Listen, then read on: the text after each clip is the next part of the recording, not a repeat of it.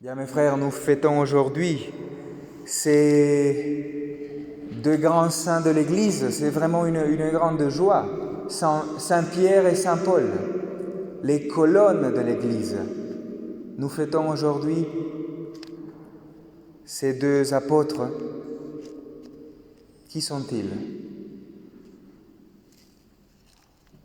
Un assassin et un traître. Voilà ce que nous fêtons aujourd'hui. Deux pauvres types. Et quelle est la différence? Qu'est-ce qui fait d'eux des saints? Ils ont été pardonnés. Un assassin parce que Saint Paul, même s'il n'y a pas participé de façon active à l'assassinat de Saint Étienne, il l'a prouvé. Et d'ailleurs, il tenait le manteau des autres comme pour leur dire « Vas-y, tâche-toi les mains des sangs, je t'aide, je te tiens ton manteau. » Encore pire, un assassin qui n'a rien fait, mais qui a prouvé, qui persécutait les chrétiens, qui allait à Damas pour persécuter. Et l'autre, un traître, qui a connu l'intimité de la vie de Jésus-Christ en tant qu'apôtre, qui a vu ses miracles, qui lui a promis d'être avec lui jusqu'à la mort, et qui, le moment venu de rendre témoignage, ce qui sort de sa bouche, c'est par 3 fois « Je ne connais pas cet homme ». Même devant une femme, attention, je n'ai rien contre les femmes, au contraire. C'est qu'à l'époque, le témoignage d'une femme n'était pas valide. Et même devant une femme, il dit « Non, je ne connais pas cet homme ». Voilà, mes frères, les colonnes de l'Église. Et j'espère que cela puisse nous consoler. Parce qu'aujourd'hui, nous ne fêtons pas, comment dirais-je, la perfection humaine. Nous ne fêtons pas la sainteté comme un idéal dans lequel moi-même j'arrive à être parfait. Je pense que cette fête nous aide à comprendre la puissance de Dieu. La puissance qu'a Dieu à changer le cœur d'un homme. Un homme qui ne connaissait pas Jésus-Christ, comme Saint Paul, ou un homme qui le connaissait déjà, comme Saint Pierre. Deux conversions différentes.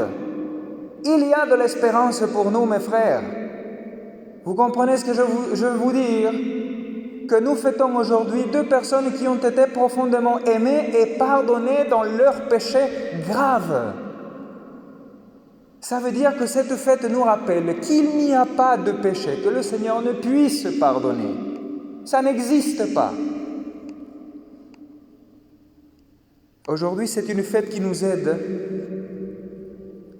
qui nous donne le désir, j'espère, de la conversion profonde. Le Seigneur aujourd'hui pose cette question à ses apôtres, à ses disciples, et c'est la même question qu'il nous pose à nous. Vous savez, si on pouvait aujourd'hui poser la question pour le monde, pour les médias, pour ceux qui sont dehors, qui est Jésus-Christ? Eh bien, je pense qu'il pourrait répondre un juif remarquable, un homme de son temps qui a été une figure, comme beaucoup disent, un homme de bien, qui a apporté une philosophie, des conseils pour la vie, un mode de vivre. Il y en a d'autres que oui, même dans d'autres religions, on les considère un prophète, c'est-à-dire un homme qui avait une parole de la part de Dieu. D'accord, un prophète. Et c'est étonnant, aujourd'hui on peut dire beaucoup de choses sur Jésus. Parce que son historicité ou son existence historique n'est plus remise en cause. Un homme appelé Jésus de Nazareth a bien existé. Donc tout le monde a quelque chose à dire sur lui. Et souvent ce qu'on entend le plus c'est ça, un homme de bien.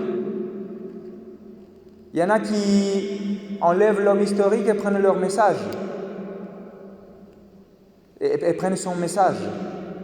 Il y en a qui ne prennent pas son message et étudient l'homme historique. Et devant toutes ces réponses, le Seigneur vient pour te dire « Et toi ?» Imaginez, Jésus-Christ vient aujourd'hui et te demande « Qui suis-je pour toi ?» Mais vraiment, non pas la réponse de catéchisme, qui est très bonne, qui est juste. C'est vrai, Jésus, on sait ce qu'il est, mais pour toi, qui suis-je vraiment? Peut-être quand on se pose cette question, on devrait baisser la tête. Peut-être l'unique chose qu'on devrait dire, c'est comme Saint Pierre, « Seigneur, tu sais tout ». J'étais très étonné que l'évangile de cette fête, la veille, c'est-à-dire hier soir, et l'évangile d'aujourd'hui, c'est toujours Jésus qui pose des questions. Et hier, il posait la question à Pierre, après son reniement, « Est-ce que tu m'aimes ? Est-ce que tu m'aimes vraiment ?» Et Pierre, en voyant sa trahison, la dernière chose qu'il peut faire, c'est dire « Mais Seigneur, toi tu sais tout, tu sais bien que je t'aime, malgré ma pauvreté. » Et aujourd'hui, le Seigneur nous pose cette question, « Qui suis-je vraiment pour toi ?» Mes frères, la bonne nouvelle de cette fête, c'est que sans la foi, nous ne pouvons pas répondre à cette question. Parce que si Jésus-Christ est juste un homme de bien, s'il est juste une philosophie, s'il est juste un homme remarquable de son temps, un rabbin, un prophète, quelqu'un de bien qui a porté un message de paix, c'est vrai qu'il est tout ça, mais s'il est juste ça, ici on perd le temps. Parce que d'hommes de bien, il y en a eu et il y en aura encore. Des prophètes, il y en a eu déjà. De philosophie, il y en a un paquet. On peut s'en servir. Mais si le Seigneur est juste ça, alors nous ne faisons rien de spécial ici. Mais la foi nous donne, et la foi n'est pas quelque chose que je décide, c'est d'abord un don de Dieu. Si le Seigneur nous donne, s'il voit dans notre cœur aujourd'hui le désir d'avoir cette foi vraie et renouvelée, le Seigneur nous donne de croire et de dire avec notre vie que le Seigneur Jésus-Christ est le Fils de Dieu, Dieu lui-même, c'est-à-dire celui qui te sauve, celui qui te pardonne tes péchés. Voilà pourquoi aujourd'hui, mes frères, c'est une fête dans laquelle nous sommes invités à demander au Seigneur la foi et dire « Seigneur, donne-moi de dire comme Saint Pierre, tu es le Christ ». Mais non pas le dire avec les lèvres, mais avec notre vie. Pour que nous puissions faire cette expérience du pardon. Le Seigneur ne se répand pas de nous avoir choisis. Il nous pardonne. Voilà pourquoi moi je vous invite aussi à vous pardonner vous-même, à ne pas regarder en arrière, comme disait le psaume. Je vous invite à regarder le Christ. Regarde Jésus-Christ. Ne regarde pas ta faiblesse. Ne regarde pas tes pauvretés. Regarde Jésus-Christ aujourd'hui. Parce que dit le psaume, qui regarde vers lui resplendira, sans ombre ni trouble au visage. Un pauvre cri, le Seigneur entend. Il le sauve de toutes ses angoisses. Heureux qui trouve dans le Seigneur son refuge. Mes frères, cette fête, j'espère qu'il nous aide vraiment à entrer dans cette joie de nous savoir, comme Saint Pierre et Saint Paul, des hommes et des femmes pardonnés, des disciples des chrétiens pardonnés et aimés par le Seigneur. Donc profitons de cette fête, goûtez et voyez, le Seigneur est bon, dit le psaume. Goûtez et voyez la miséricorde de Dieu, qui a voulu que les colonnes de l'Église soient de grands pécheurs, peut-être les pires des disciples, mais ils ont été pardonnés. Ça change tout. Ça change tout. Le pardon du Seigneur nous reconstruit, nous redonne la vie et la dignité.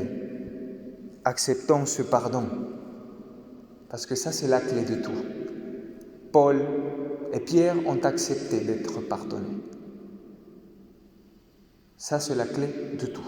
Donc, demandons au Seigneur cette grâce aujourd'hui par leur intercession, pour que nous puissions vraiment, prendre notre mission, celle qui est la nôtre, et pouvoir annoncer, et pouvoir dire comme Saint Paul à la fin de sa vie, « Je suis déjà offert en sacrifice. Le moment de mon départ est venu. Je menais le bon combat. J'ai achevé ma course. J'ai gardé la foi.